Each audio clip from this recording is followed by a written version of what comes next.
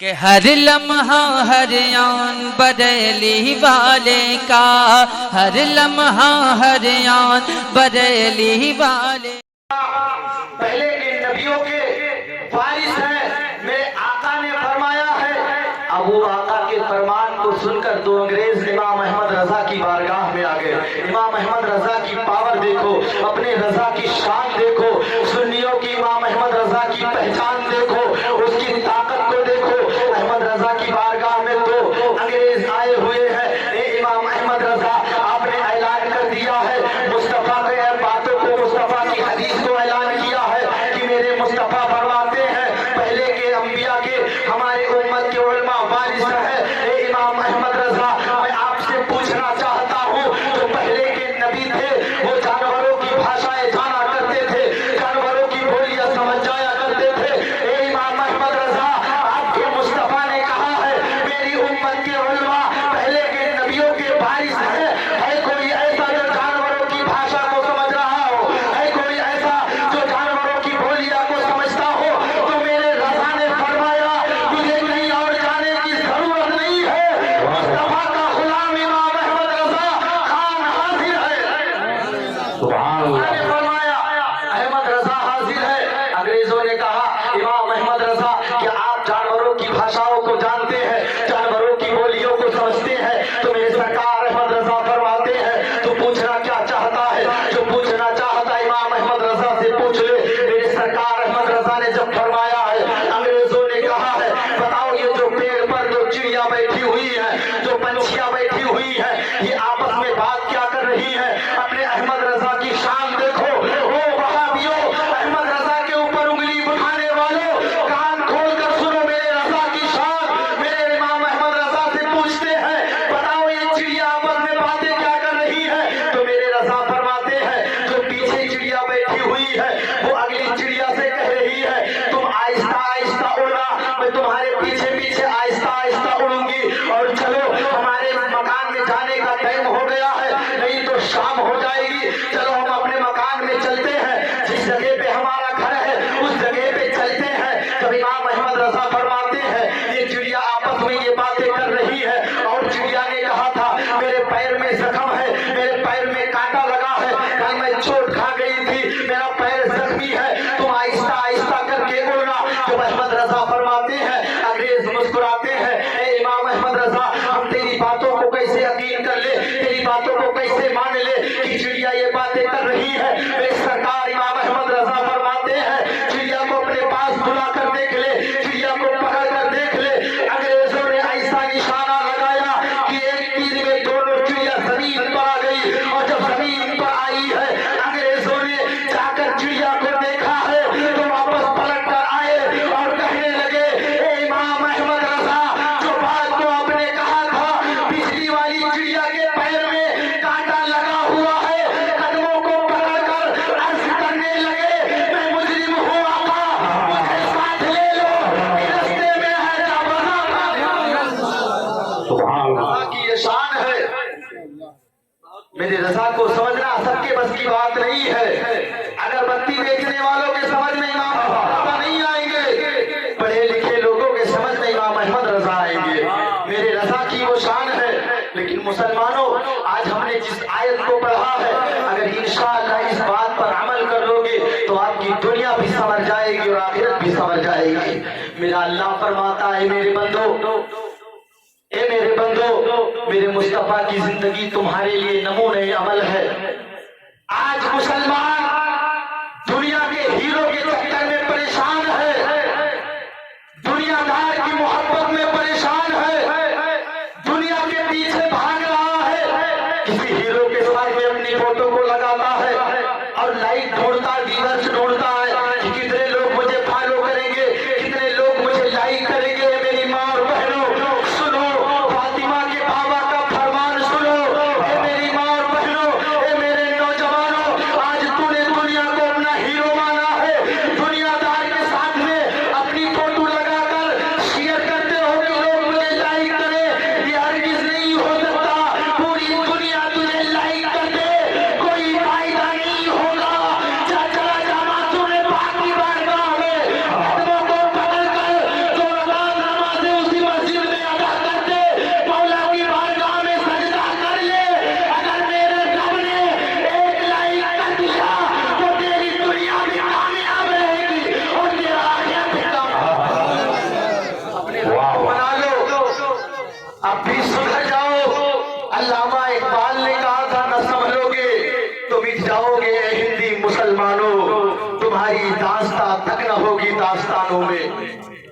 अब भी वक्त है, समझ लो, अब भी वक्त है, सुधर जाओ। मेरे बुजुर्गों ने अपने मौला को पाने के लिए क्या न किया, अपने मौला की चाहत में किस खून से, किस रास्ते से न गुजरे कि मेरा रब मुझे मिल जाए, मेरा रब मुझसे राजी हो जाए, मेरा मौला मुझसे खुश हो जाए।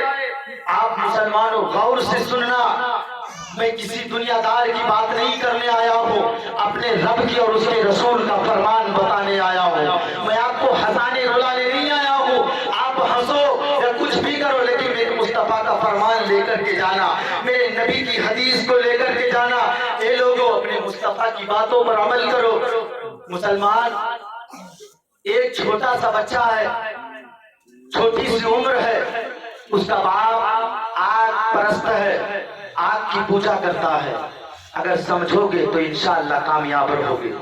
छोटा सा बच्चा है, उसके बाप आग परस्त है, आग की पूजा करता है। एक दिन काम से बाहर जाने लगा, बेटे को बुलाया। उस बेटे का नाम मैं आपको बताऊंगा इंशाअल्लाह, उलमाए कराम की मौजूदगी में तड़प जाओगे।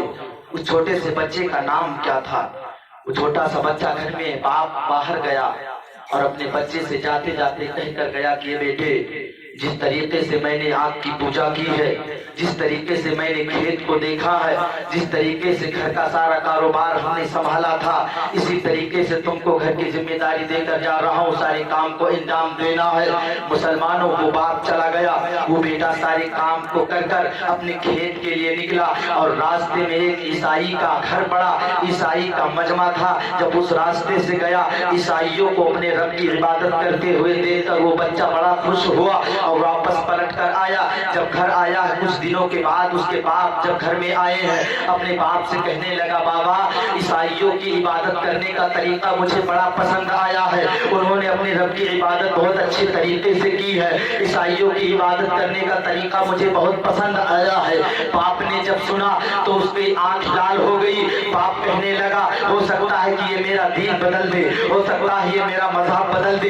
इसीलिए बेटे को जंजीर से जकड़ दिया गया, रस्सियों में बांध दिया गया। जब रस्सियों में बांधा गया है और जिस ईसाई के पास वो बेटा गया था, उसके गुरु ने खत लिखा कि ये बेटे, बड़े दिन हो गया, तुम दोबारा क्यों वापस नहीं आए हो? उस बच्चे ने खत लिखा कि मैं जरा मजबूर हूँ, मैं मजबूर हूँ, मेरी मजबूरी समझिए, मैं अभी नहीं आ सकता हूँ। जब उस बेटे ने खत को लिखा है और कुछ दिन के बाद में जब वो बेटा अपने घर से छूटा है, उसी ईसाई के पास गया है, उन्हीं लोगों के पास गया है। जब उन लोगों के पास गया है और उनकी सेवा में लग गया है, उनके जूतियों को साफ करने लगा है, उनकी सेवा सुधार में लग गया है। और जब उस ईसाई की मौत आने वाली हुई, जब उसका वक्त आखिरी करीब आ गया है, अब वो बच्चा जाता है, हमने आपकी सेवा की है, हमने आपकी खिदमत की है, जरा ये बताओ कि मेरा रब कहाँ मिलेगा? जरा ये बताओ कि जिसने मुझे पैदा किया है वो कहाँ मिलेगा? उसका पता कौन सा शख्स बताएगा, कौन इंसान बताएगा? तो वो ईसाई कहता है, मेरे पास नहीं, फला जगह पे दूसरा बुजुर्ग रहता है, उसकी बारगाह में चला जा, वो तेरे रब का पता बताएगा। उसकी मौत हो गई, वो बच्चा वहां से चलता दूसरे के पास जाता है, दूसरे की खिदमत करता है। उस बुजुर्ग की भी जिंदगी का वक्त करीब आ गया। उसका जब करीब आया, बच्चा कहता है, ए आने वाले बता, मैंने तेरी परवरिश की है, मैंने तेरा खिदमत की है, एक ने तेरे को तेरे पास भेजा है, एक ने तेरे पास हमको भेजा है, जरा बताओ मेरा रब कहाँ मिलेगा? जरा बताओ मेरा रब कहाँ मिलेगा? कौन ऐसा इंसान है जो रब का पता बता दे? वो इंसान कहता है, मेरे पास तेरे रब का पता नहीं है, दूसरे के पास चला जा। जब वो तीसरे के पास जाता है, उसका वक्त करीब आता है। और मुसलमानों, जब उस बच्चे ने रोकर कहा है कि मैं तेरे पास आया हूँ, अपने बाप को मैंने छोड़ा है, अपनी माँ को मैंने छोड़ा है, अपने रिश्तेदारों को मैंने छोड़ा है, किसके लिए? अपने रब के लिए छोड़ा है। अब तो तुम बता दो मेरा रब कहाँ मिलेगा? मेरे रब का पता कौन देगा? उस बुजुर्ग ने कहा, सारे लोग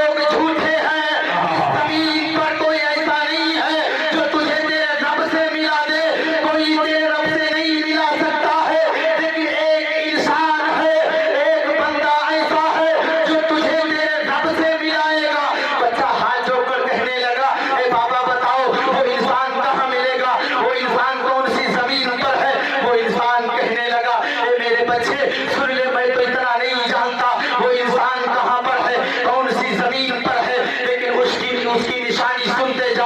उसकी 3 निशानियां है।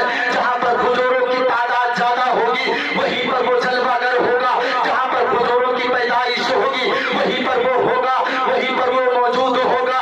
और दूसरी निशानी ये है कि वो सदका नहीं खाएगा। तीसरी निशानी ये है कि सदका नहीं खाएगा, तोहफा खाएगा। और तीसरी निशानी ये है कि उसकी पुष्ट पर, उसकी पीठ पर नबुव्वत का मोहर लगा होगा। रब ने मोहर लगा दिया है, उसी जमीन पर चला जा, वही तेरे रब से तुझे मिलाएगा। रब के करीब वही करेगा।